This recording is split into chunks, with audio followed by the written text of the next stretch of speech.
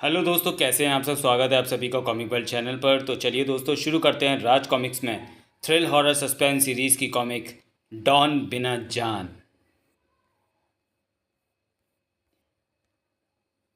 संजय गुप्ता पेश करते हैं डॉन बिना जान। एक करोड़पति हसीना ने निकाला मेरा पसीना। सुनिए प्लीज़। उसके आग्रह पर मैं रुक गया। क्या बात है मैडम। उसकी परेशानी जायज़ थी। मेरी कार पंचर हो गई है, क्या स्टेपनी बदलने में आप मेरी मदद कर सकते हैं। Why not. उसकी मदद करना मुझे अपना फ़र्ज़ लगने लगा। कहने के लिए मदद थी, वास्तव में तो कार की डिग्गी से स्टेपनी लेकर स्टेपनी बदलने तक का सारा काम मुझे ही करना पड़ा। ये हो गया आखिरी नट भी। मेरी पूरी वर्दी पसीने से लथपथ हो गई थी।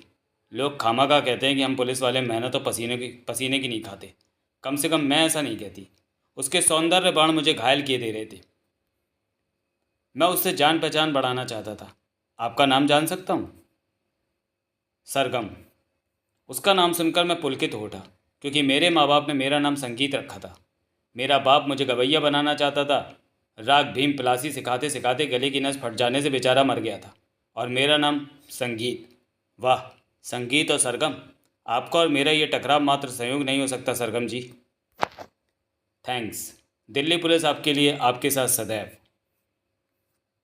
मैंने उसकी गाड़ी के नंबर से पता लगा लिया कि वो एक करोड़पति गारमेंट किंग की बेटी थी। करोड़पति की लड़की, और मैं एक मामूली हवलदार, मोटरसाइकिल भी सरकारी। मैं डिप्रेस हो रहा था। तनख्वाह 500 रुपये। हवलदार साहब, आपके 10 रुपये यहाँ ठिया लगाने की तय बाजारी के। 10 रुपये दिखाता है, भिखारी समझा है क्या। साहब मारते क्यों, रोजाना तो देता हूँ। बात तो सस्ती, मेरी औकात तो वही थी। करोड़पति की लड़की और मैं 10-10 रुपये का भिखारी। लानत है ज़िंदगी। मगर मैं पुलिस वाला था, हार मानने वाला नहीं था। फटाक। इंसान ने कभी सोचा था कि वो चांद को छू पाएगा, मगर वो बकायदा चांद तक जा पहुंचा। लक्ष्य खूबसूरत हो तो उसे पाने का इरादा भी दृढ़ हो जाता है। उसका मुझे हवलदार कहना अच्छा नहीं लगा था। अरे आप हवलदार संगीत जी। उसकी आवाज़ में संगीत के पहले सुर की मिठास थी। उस दिन आपकी कार का टायर पंचर हो गया था, आज मेरी मोटरसाइकिल का। ओह, लेकिन अफसोस मुझे स्टेपनी चेंज करनी नहीं आती। वो सादगी थी या उसका नखरा, पर मैं मर मिटा। मैं तो पहले से ही मर मिटा हुआ था। हा हा हा हा हा। मोटरसाइकिल में एक्स्ट्रा स्टेपनी नहीं होती। मुझे नहीं मालूम था, मैंने मोटरसाइकिल की तरफ कभी गौर से नहीं देखा। क्या आप मुझे भजनपुरा थाने छोड़ देंगी, मेरी ड्यूटी आजकल वहीं है। ओह हाँ, श्योर। पुलिस वालों की हेल्प करना नागरिकों का भी कर्तव्य है। मेरे पिताजी के कमिश्नर साहब से अच्छे ताल्लुकात हैं। मैं उनको बताऊंगा कि आप एक अच्छे इंसान हैं। कमिश्नर से? नहीं नहीं, उसकी ज़रूरत नहीं है। अभी पिछले हफ्ते ही कमिश्नर साहब ने मुझे रिश्वतखोरी के इल्ज़ाम में पकड़ा था। वो तो गनीमत थी कि मेरे खिलाफ कोई सबूत नहीं था, वरना आज मैं तिहाड़ में होता। बस बस यहीं रोक दे, धन्यवाद। वो मुझे छोड़कर आगे चली गई। मैं उसे देखता रहा जब तक वो दिखती रही। मेरा बाप ठीक था जो मुझे गवैया बनाना चाहता था। अगर मैं गवैया बन जाता तो शायद कुछ नाम और पैसा बना लेता, या कम से कम इंडियन आइडल बनकर 1 करोड़ रुपए का कॉन्ट्रैक्ट तो पा ही जाता। मगर अब मैंने क्या पाया? एक ये सरकारी खाकी टोपी, जिसे शाहरुख खान भी पहन ले तो कोई खूबसूरत लड़की उसको भी घास तक ना डाले। एक ये वर्दी, जिसमें बॉय होने की फीलिंग ही छुप जाती है। इसमें बस सब पुलिस वाले ही दिखते हैं, और पुलिस वाले लड़के नहीं होते, वो आदमी होते हैं। या वो आदमी भी नहीं होते, वो सिर्फ पुलिस वाले होते हैं। फ़र्ज़ और कानून से किसी शक्लों वाले घिसे पिटे रद्दी पुलिसिए, जिनका पाला चोर जेब कतरों उठाई गिरों से ही पड़ता है। क्यों बे, किसकी जेब काटी है? धाड़ धाड़। क्या कह रहे हो? इल्ज़ाम ठीक लगाओ। इसने जेब नहीं काटी, ये मजनू है। लड़की छेड़ रहा था। लड़की छेड़ रहा था? सारी मजनूगिरी भुला दूंगा। छेड़ नहीं रहा था साहब, सिर्फ देख रहा था। लोग चांद को भी तो देखते हैं। तेरे जैसे फक्कड़ को चांद की ओर भी नहीं देखना चाहिए। उसकी सुंदरता मोहित करती है। चांद इच्छाएं जगाता है, उसके आगे हसरतें दम भरती हैं। लोग चक्कर उसको छूने या पकड़ने की कोशिशें करते हैं, और मुंह के बल गिरते हैं तो कुंठाएं पैदा होती है। और कुंठित आदमी पागल हो जाता है। टनाक जैसे मैं सरगम के लिए पागल हो रहा हूँ। वो करोड़पति, मैं हवलदार रोडपति। उसको सबक दे दिया है, होश में आ जाए तो छोड़ देना। काश मैं रिलायंस ग्रुप का मालिक होता, या किसी सॉफ्टवेयर कंपनी का चेयरमैन, या फिर कोई फिल्म स्टार। साहब चाय। अबे सुन, तेरे पास मृदंग या ढोलक के डिज़ाइन के ऐसे गिलासों के अलावा कुछ और नहीं है क्या चाय लाने के लिए? अबे बाहर झल्ली ठेले वालों, जेब कतरों, भिखारियों, कंगलों को भी इनमें चाय पिलाता है, और हम पुलिस वालों को भी। अच्छे कप नहीं है क्या तेरे पास? बहुत चर्बी चढ़ गई है तुझे। तेरी चाय का स्टॉल उखाड़ कर फेंकना पड़ेगा। कल से थाने में ला ओपेला के कपों में आना चाहिए, समझा? दफा हो जा। संगीत, आज तुझे क्या हो गया है? तेरी तो बीवी भी नहीं है जो मैं ये कह सकूँ कि घर से झगड़ा करके आया क्या? बीवी भले ही नहीं है, पर बात कुछ ऐसी ही है। जब से उसे देखा है उसकी पोजीशन मेरी हैसियत मुझे धिक्कार रही है। अपना हवलदार होना आज मुझे खल रहा है। ज़रूर पैसे वाली होगी, तभी तू लाओ पेला के कपों में चाय लाने की बातें कर रहा था। मेरे जैसे टटपूंजी हवलदार उसकी कोठी के बाहर पहरे पर तैनात रहते हैं। उसकी और मेरी हैसियत का ये फ़र्क है कि मुझे आगे बढ़ने से रोक रहा है, मगर दिल है कि मानता नहीं। थोड़ी देर पहले तू चांद को छूने, लपक लेने और कुंठाओं की बातें कर रहा था, फिर तू अपने मन में ऐसी कुंठाएं क्यों पाल रहा है? इंसान की परेशानी की सबसे बड़ी वजह यही है कि उसकी नज़र उस पर रहती है जिसे वो आसानी से पा नहीं सकता, और सरलता से सुलभ है उससे वो संतुष्ट नहीं रहता। अगर आज तेरे पास ये हवलदार की नौकरी ना होती जो तुझे पेट भर रोटी दे रही है, तो तू इसको भी पाने के लिए एड़ी चोटी का जोर लगा रहा होता। आज तेरे पास ये है तो ये तुझे काटने को दौड़ रही है। वो भी किस लिए कि एक करोड़पति लड़की तुझे भा गई है? मेरे भाई, इंसान की इच्छाओं का कोई अंत नहीं। अगर तू करोड़पति होता तो हो सकता है तब तू उस लड़की की तरफ देखता भी नहीं। शायद तब तुझे कोई अरबपति लड़की पसंद आती और तू अपने करोड़पति होने पर कुंठित होता। हर बड़े काम की शुरुआत छोटे काम से होती है। इंसान अपनी मेहनत और सकारात्मक सोचों की ताकत से छोटे को बड़ा कर सकता है। शुक्र ये करो कि बड़ा करने के लिए कोई छोटा काम तुम्हारे पास है। हाँ, बड़ा करने के लिए छोटा काम मेरे पास है। ये बात मेरी समझ में अच्छी तरह से आ गई है। शुक्र है बात इसकी समझ में आ गई। मेरे बस मैंने वर्दी का मोहरा बनाया, अपनी रेपुटेशन दांव पर लगाई और खुलकर रिश्वत का खेल खेला। ये कत्ल का मामला है, इंक्वायरी मेरे हाथ में, माल तेरे हाथ में। मामला दबा दूंगा अगर तू मेरा हाथ 2 लाख रुपए से दबा दे तो। मैं ढाई दूंगा, पर मुझ पर आँच नहीं आनी चाहिए। उस दिन मैं शेव बनाकर, नहा धोकर, सुगंधित होकर, सूट वूट सूट टाई बूट पहनकर 5 स्टार होटल में उससे मिलने जा पहुंचा, जहां वो एक पार्टी में आई हुई थी। नहीं पहचाना? मुझे इस बात की पूरी उम्मीद थी। दरअसल खाकी वर्दी इंसान से उसके इंसान होने की पहचान बुला देती है, क्योंकि आम इंसान एक पुलिस वाले को उसी रूप में पहचान पाता है। मैं संगीत हूँ सरगम जी। ओ हवलदार संगीत जी। मेरी हंसी सिगरेट के जले हुए हिस्से की तरह बुझ गई। कम से कम इस समय मुझे हवलदार मत कहिए सरगम जी। हवलदार मैं वर्दी पहनने के बाद होता हूँ। ओ हाँ, आज तो आप एक अप टू डेट नौजवान लग रहे हैं। मैं तो सोच भी नहीं सकती कि कोई पुलिस वाला सूट बूट पहनकर इतना खूबसूरत भी दिख सकता है। Thank you. हेलो सरगम। ओ आप, मिस्टर संगीत, इनसे मिलिए। ये मेरे मंगेतर अनिल ठड़ानी। क्या हुआ? पता नहीं गिलास कैसे हाथ से फिसल गया। लगता है खूबसूरत दिखने के लिए चेहरे पर खूब कोल्ड क्रीम लगाई है, उससे हाथ भी चिकना हो गया होगा हवलदार साहब। हा हा हा हा। प्लीज़ अनिल, इस समय ऐसा मत कहो। He is an up to date man. उस रात संगीत ने एक हत्यारे का रूप धारण किया। जुबान जब ज़्यादा बोलती है तो ज़िंदगी को ले डूबती है। आ मेरी चलाई गोली अनिल की ज़िंदगी को ले डूबी थी, मगर खून तो खून ही होता है। उस खून ने मुझे डरा दिया था। तो मंडावर्ड के डॉन ओखली, मैं जानता हूँ कि मैंने हत्या करने में चाहे कितनी भी सावधानी दिखाई हो, मगर वो कहावत है ना कि गुनाह अपने निशान छोड़ता हुआ चलता है। यदि मुझ पर कोई आँच आती है तो तुम अपनी राजनीतिक पहुँच के बल पर मुझे बचाओगे। मैं तुम्हारे कितने काम आ सकता हूँ ये बात तुम मुझसे बेहतर जानते हो। हाँ वो तो है, घबराओ मत, कुछ नहीं होगा। ओखली में सिर दिया तो मूसल से क्या डरना। डॉन ओखली ने मुझे तो बचा लिया, मगर मेरे हाथों खुद को नहीं बचा पाया। शेर जब नरभक्षी हो जाए तो उसे पालना नहीं चाहिए, बल्कि मार देना चाहिए। तुमने मुझे पालने की गलती की। ओ धोखेबाज, आस्तीन के सांप। अब पूरा अंडरवर्ल्ड मेरे हाथों में था। हा हा हा हा हा। मैंने अपनी हैसियत बदल ली। आज मैं करोड़पति हूँ। आज मेरा नाम तानपुरे पर सुनने वाली चीज़ नहीं रही, बल्कि बंदूक के समान धमाके करने वाली चीज़ बन गई है, यानी संगीत ओखली। हा हा हा हा हा। अक्सर छल को शराफत के नकाब से ढका जाता है। मैं अनिल की मौत का सदमा भूल चुकी हूँ संगीत। किसी की यादों के सहारे करवटें बदली जा सकती हैं, जिंदगी नहीं। जिंदगी को बदलना है तो पहले अपने आप को बदलना होगा, और अपने आप को बदलने के लिए बदले हुए वर्तमान की हकीकत को स्वीकार करना होगा। और हकीकत यह है कि मेरा वर्तमान तुम हो। मेरा तो अतीत भी तुम थी, वर्तमान भी तुम हो और भविष्य भी तुम होगी। जुर्म और फरेब की फिसलन बड़ी सीढ़ियों पर चढ़कर मैंने जिस मंजिल की ओर कदम बढ़ाया था उसे हासिल कर लिया था। मैं अपनी इस सफलता का जश्न मनाने से खुद को रोक नहीं सकता था। पार्टी शानदार है। हवलदार ने हवलदारी छोड़कर बड़ी जल्दी तरक्की कर ली। पाप की तरक्की ज़्यादा पैसा तो देती है, मगर ज़्यादा उम्र नहीं। मेरी ऑफ़र शानदार है संगीत ओखली साहब। पूरे 50 करोड़ का कॉन्ट्रैक्ट है, और काम बड़ा मामूली सा। यह मजाक है या सच मिस्टर थाबू दावा?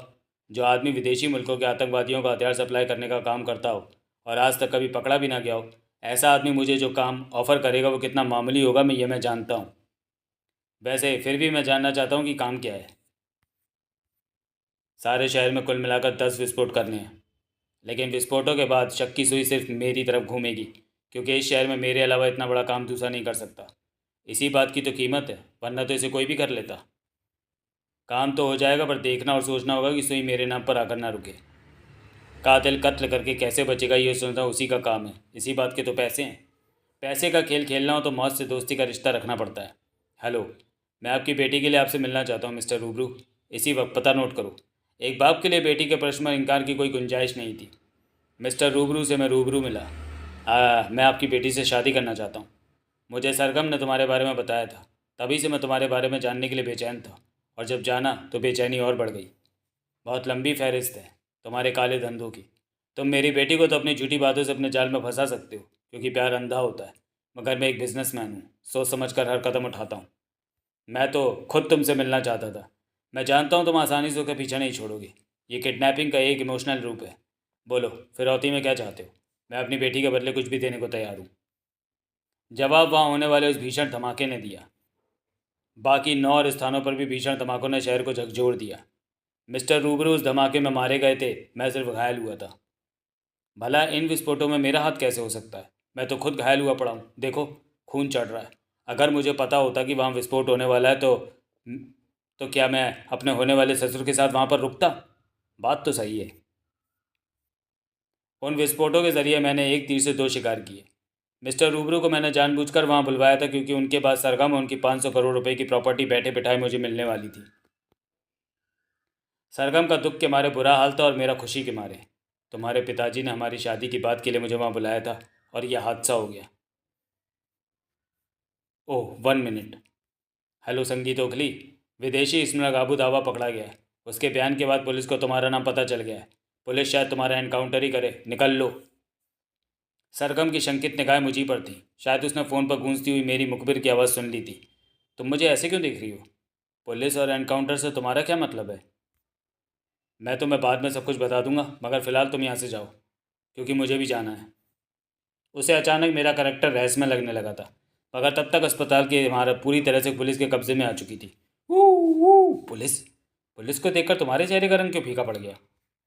आखिर तुम ऐसा क्या काम करते हो संगीत? पुलिस तुम्हारा एनकाउंटर क्यों करना चाहती है? फ़िलहाल कुछ भी बताने का समय नहीं है। फ़िलहाल जो मैं करूँ मुझे करने देना और मेरा साथ देना। तुम बचकर नहीं भाग सकते संगीत। फ़िलहाल इस लड़की की फ़िक्र करो इंस्पेक्टर। मैं जानता था कि पुलिस अब मुझ पर गोली नहीं चलाएगी। सरगम, चलो जीप में बैठो। ऐसा कोई सवाल मत करना जिससे पुलिस वाले ये संदेह हो जाएं कि तुम मुझे जानती हो। पुलिस फिर भी उससे मेरी पहचान को ताड़ गई थी। शायद सरगम के चेहरे पर वैसा नेचुरल भय दिखाई नहीं पड़ रहा था जो ऐसे हालातों में होना चाहिए था। चिंग संगीत, चिंग चिंग चिंग मैंने जीप को आंधी तूफान को भी मात देती स्पीड से चलाया। बचो, फायर! जूम उफ। अब जब मुझे सब कुछ हासिल होने को है, तो मैं तुम लोगों को अपना सुख नहीं छीनने दूंगा। गोलियों की स्पीड को जीप मात नहीं दे पाई। जूम चिंग चिंग चिंग।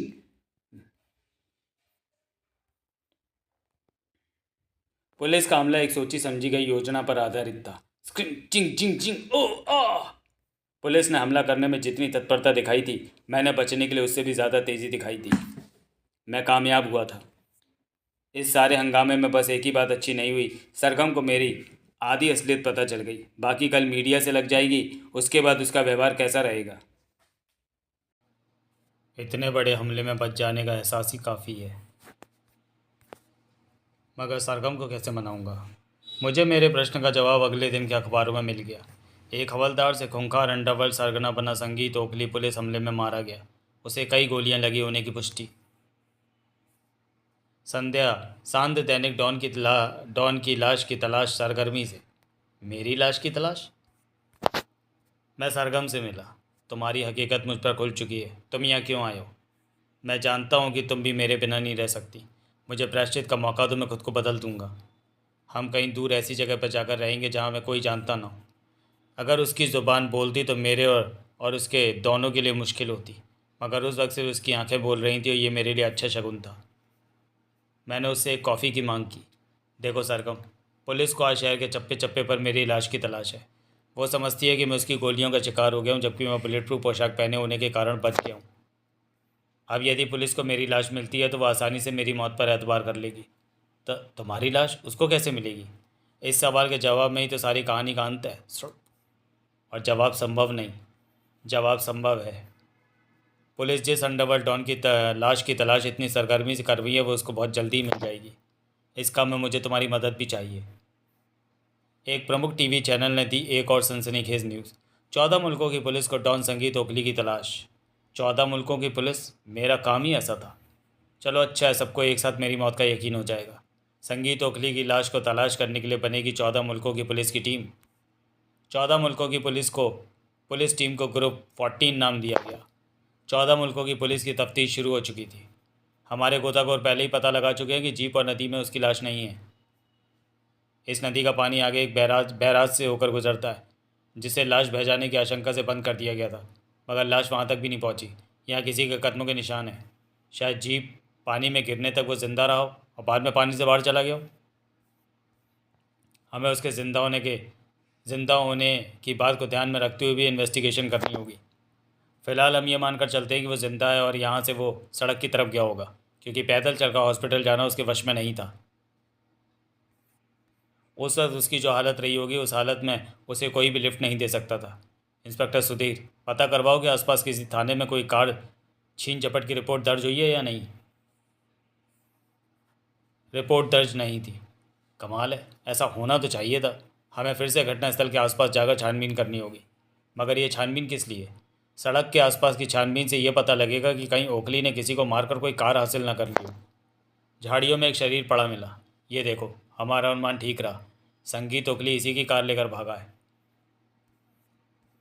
वो भागकर शहर से बाहर नहीं जा सकता, ये मेरा दावा है। सभी बॉर्डर पर नाकेबंदियाँ करवा दी गई हैं। वो यहाँ से भागकर किसी डॉक्टर या अस्पताल की शाखा में गया होगा। वो कहाँ गया है, इसका पता करने का एक ही तरीका हो सकता है। इलाके के आसपास के डॉक्टरों व अस्पतालों की सूची बनाई जाए और वहाँ उस कार की तलाश की जाए। उसके लिए तो सबसे पहले उस कार के नंबर का पता लगाना होगा। यहाँ जो लाश मिली है, उसकी जेब में मिले पते पर उसके घर वालों से कार का नंबर प्राप्त किया जा सकता है। 14 मुल्कों की पुलिस इन्वेस्टिगेशन जारी थी। कार मिल गई। इसमें खून के बेशुमार दाग हैं। सीट व स्टीयरिंग पर ढेरों खून के छींटे हमारी इस बात की पुष्टि करते हैं कि उसको पुलिस द्वारा चलाई गई बेशुमार गोलियां लगी हैं। बावजूद इसके उसमें इतनी जान व हिम्मत बाकी थी कि वो कार चलाकर यहाँ अस्पताल तक पहुँचा। इसका मतलब वो अस्पताल में है। अस्पताल के सुपरिटेंडेंट का घेराव किया गया। अंडरवर्ल्ड डॉन संगीत ओखली कहाँ है? डॉन ओखली? I don't know. अस्पताल के सारे डॉक्टरों का घेराव किया गया। हमें डॉन संगीत ओखली की तलाश है। वो यहाँ आया है, यहाँ उसका इलाज किया गया है।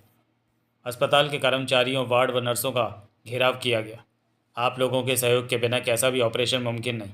बताओ, डॉन ओखली का ऑपरेशन किसने किया? अस्पताल की 7 मंजिलों पर बने वार्ड्स और 450 बेड के डिटेल्स रजिस्टर मंगाए गए। कल की तारीख में जितने भी बेड भरे गए, पहले उन्हें चेक करो। वैसे 25 बेड थे। इनमें से 12 के कल ऑपरेशन हुए हैं और उनको पोस्ट ऑपरेटिव वार्ड में शिफ्ट कर दिया गया है। 11 की पेशेंट डिटेल्स मौजूद है, मगर 12वें पेशेंट की डिटेल्स मौजूद नहीं है। मतलब कि ये नहीं लिखा है कि उसका कैसा ऑपरेशन हुआ है। बेड नंबर 313 पर कोई रामदयाल नाम का पेशेंट भर्ती है? Check in. बेड नंबर 313 की पेशेंट डिटेल मौजूद नहीं है। बेड खाली है। पेशेंट कहाँ गया? इस बेड का पेशेंट कहाँ गया? उसकी तो आज सुबह ही मौत हो गई। मिस्टर राणा, जब आपके अस्पताल में किसी मरीज़ की मौत हो जाती है तो क्या उस मौत की एंट्री अस्पताल के रजिस्टर में नहीं की जाती? Where is dead body? मैं इतना तनाव बर्दाश्त नहीं कर सकता। मैं सब बताता हूँ, आइए मेरे साथ। पहले मुझे ये बताइए कि वो रामदयाल कौन है। सब बताता हूँ। बॉडी मॉर्ग में सुरक्षित है। ओह नो, वो बॉडी गायब है। मैंने खुद उसे अभी 1 घंटे पहले ही यहाँ रखवाया था। वो रामदयाल संगीत ओखली है कि नहीं? हाँ है, वो संगीत ओखली ही था। वो बुरी तरह घायल था। उसने अपने आदमियों को यहाँ बुलवा लिया था। सबकी गनों का निशाना मेरी खोपड़ी थी। ऑपरेशन के बाद ओखली के सारे आदमी भेद खोलने के डर से अस्पताल के बाहर चले गए थे, मगर ऑपरेशन के 2 ही घंटे बाद ओखली की मौत हो गई। और शायद इस बात का पता इसके आदमियों को लग गया होगा। मॉर्ग से लाश उन्होंने ही गायब की है। अब वो उसका अंतिम संस्कार करने की कोशिश करेंगे। सारे शहर की पुलिस की जीपें दौड़ पड़ी। रेड अलर्ट घोषित हो चुका था। यमुना के किनारों पर बने सभी घाटों, शमशान घाटों और विद्युत शवदाह पर सादी वर्दी में अपने आदमी तैनात रखो। पुलिस शोक संतप्त लोगों के वेश में तैनात थी। संगीत ओखली अंडरवर्ल्ड डॉन है, उसके आदमी उसका अंतिम क्रियाक्रम जरूर करेंगे। उस अर्थी को देखो, अर्थी के साथ आए लोगों का व्यवहार नोट करो, उनमें से कोई भी चेहरा शोक संतृप्त नहीं है। हाँ, उनके चेहरों पर कुत्तों सी सतर्कता है। ऐसी सतर्कता भीतर से डरे हुए लोगों के चेहरों पर ही दिखती है। घबराओ नहीं, वो लकड़ियों के लिए पर्ची लेने जाएंगे तो लाश का परिचय पत्र या राशन कार्ड उनको दिखाना पड़ेगा। अगर उनके पास ये सब नहीं होगा तो फिर वो पिस्तौल दिखाएंगे। अगर अपनी चिंता नहीं जलवाना चाहते तो 3.5 कुंटल लकड़ियों की पर्ची बना कर दे। यदि वो वहाँ कोई गड़बड़ करेंगे तो वहाँ काउंटर पर मौजूद हमारा आदमी अपने मोबाइल का बटन दबाकर हमें सिग्नल पिंग पिंग। सिग्नल मिल गया, अब मिल जाएगी संगीत ओखली की लाश। वो रहे, जिंग जिंग जिंग, उन लोगों को पता चल गया। जिंग जिंग जिंग, तो फिर आज एक नई चिताएं जलेंगी। उसने शायद ठीक कहा था, जिंग जिंग जिंग आ उह। ओह, पुलिस का जाल चारों ओर फैला है, मौत का भी फैला था। चिंग चिंग टना, और शिकार होने वाले भी सामने थे। आ ओ। संगीत ओखली के गैंग के लोगों ने मुसीबत की जिस ओखली में सिर डाला था उस पर पड़ने वाले मूसलों से बचना उनके वश में नहीं था। हम घिर गए। शूट दैम था। चिंग चिंग। दोनों ओर से गोलियों का जबरदस्त तूफान उमड़ा था। लाशों के बीच नई अर्थी अकेली छूट गई थी। इसे ही कहते हैं मरने के बाद इंसान की मिट्टी पलीद होना। कर्म अच्छे हो तो संस्कार मिलता है, वरना मिलता है तिरस्कार। इसके मुंह से कपड़ा हटाओ, ये संगीत ओखली की लाश होनी चाहिए। ये संगीत ओखली ही है, मैं इसे अच्छी तरह से पहचान सकता हूँ। जब ये हवलदार था तो मेरा ही मातहत था। अर्थी पर रखी वो लाश बुराई का प्रतीक थी। एक इंसान की होना था, इच्छाओं की भी लाश थी वो, जो संतुष्टि का सीना चीर कर सुख, अयाची और वैभव को जबरन पा लेना चाहती थी। छीना झपटा हुआ सुख दिखावा है, ऐसे सुख का अंत यही है, और अंत भी दुखद है। 500 करोड़ रुपए भी इस अंत को सुखांत नहीं बना सकते, क्योंकि लाशों की कोई हैसियत नहीं होती, उनको तो जलकर राख ही होना है। कोई अर्थी इस प्रकार कभी शमशान से वापस न लौटी होगी। टीवी चैनल्स के भूखे पेट ऐसी खबरों की डिशेस से ही भरते हैं। संगीत ओखली हवलदार से बना डॉन मारा गया, उसकी लाश की तलाश पूरी हुई। सारी कहानी देखे एक विशेष कार्यक्रम में, मगर ब्रेक के बाद। आखिर मेरी लाश मिल गई। 14 मुल्कों की पुलिस को मेरी मौत की तसल्ली हो गई। उन्होंने ली राहत की सांस और मैंने भी लिया राहत की सांस। देखिए, इस चैनल पर सबसे पहले यह है संगीत ओखली, अपराध की दुनिया का बादशाह, जिसका हर्ष एक कुत्ते सा हुआ। उसकी खोपड़ी में लगी 20 गोलियां। संगीत, तो तुम कह रहे थे कि वास्तव में जो लाश पुलिस को मिलेगी वो तुम्हारी नहीं होगी, उसका चेहरा कुचला हुआ होगा, पर जो निशानियां मिलेंगी वही उसे तुम्हारी लाश साबित करेंगी। मगर ये लाश तो तुम्हारी ही है, देखो इसकी शक्ल देखो, ये चेहरा तुम्हारा ही है। ये तुम्हारी असली लाश है डॉन संगीत ओखली। नहीं, ये नहीं हो सकता। मैं तो यहाँ हूँ। हाँ, तुम भी धोखा खा गई। तुम्हें पहचानने में मैं धोखा नहीं खा सकती। और क्या तुम अपनी शक्ल नहीं पहचानते हो? जो लाश टीवी पर दिखाई जा रही है वो तुम्हारी ही है। हाँ, ये तो है तो मेरा ही चेहरा। मगर ये कैसे हो सकता है? मैं यहाँ था, मैं वहाँ भी। और ये लोग कौन है? ये लोग तुम्हारे घर में किसकी लाश लेकर आ रहे हैं? इन लोगों को मैं पहचानती हूँ, ये लोग मेरे रिश्तेदार हैं। ये मेरे मामा, ये मेरे ताऊ जी, वो मेरी मौसी, वो मेरी बुआ। ये लोग किसकी लाश लाए हैं? ये लोग हमें क्यों नहीं देख पा रहे हैं? मैं देखता हूँ कि ये लाश किसकी है। मैं इसके चेहरे से कपड़ा हटा क्यों नहीं पा रहा? पोस्टमार्टम के बाद शव को ज़्यादा देर तक नहीं रखना चाहिए। सब लोग इसके अंतिम दर्शन कर लो ताकि इसके अंतिम संस्कार की तैयारी की जाए। ये लाश तो तुम्हारी है सरगम। हाँ, ये लाश मेरी है संगीत। मैं मर चुकी हूँ। मैं पापा के दुख को बर्दाश्त नहीं कर सकी, मैंने आत्महत्या कर ली थी। मैं जो तुम्हारे सामने खड़ी हूँ वो एक शरीर नहीं बल्कि एक आत्मा है। मेरा शरीर वहाँ रखा है। और तुम भी किसी गलतफहमी में मत रहो। पुलिस एनकाउंटर के बाद जब तुम मुझसे मिले थे तो वो तुम नहीं, तुम्हारी आत्मा थी, जिसे अभी तक भी अपनी मौत का यकीन नहीं हुआ है। हाँ, तुम उसी एनकाउंटर में ही मारे गए थे। तुम्हारी खोपड़ी में 20 गोलियां लगी थी। वास्तव में पुलिस ने जो लाश बरामद की है वो उन्हीं की कोशिशों का नतीजा है। तुमने इसमें कुछ नहीं किया। तुम एक आत्मा थे, तुम कुछ कर ही नहीं सकते थे। नहीं, देखो, तुम्हारे लालच और ऊंची आकर्षण ने तुम्हें शरीर से आत्मा बना डाला। लालच बुरी बला है। सरगम की 500 करोड़ की संपत्ति बदौलत एक अनाथालय को दान दे दी गई है। सचमुच मुझे क्या मिला? न प्यार मिला, न पैसा। यह थी मेरी कहानी। मिस्टर संजय गुप्ता, आप एक लेखक को कॉमिक पेश करता है। मैं आपको अपनी कहानी सुनाना चाहता था ताकि आप इसको कॉमिक रूप में चित्रित करके उन लोगों तक पहुंचाए जो अपने फ़र्ज़ और कर्तव्य से गर्दारी कर रहे हैं। जिन्होंने अपनी इंसानियत को अय्याशी के बोझ तले कुचल डाला है, जिन्होंने अपनी वर्दी को बेच डाला है, अपने सुकून को मार डाला है, अपने सुकून को सफ़ेद कर लिया है। चिड़िया की चोंच में दबा एक दाना उसका पेट भर सकता है, फिर वो 100 दाने क्यों उठाए। काश इंसान होने पर मैं ये बात तब समझ पाता। तुम एक कहानी नहीं, एक नसीहत हो। मैं तुम्हारी कहानी ज़रूर छापूंगा संगीत हवलदार।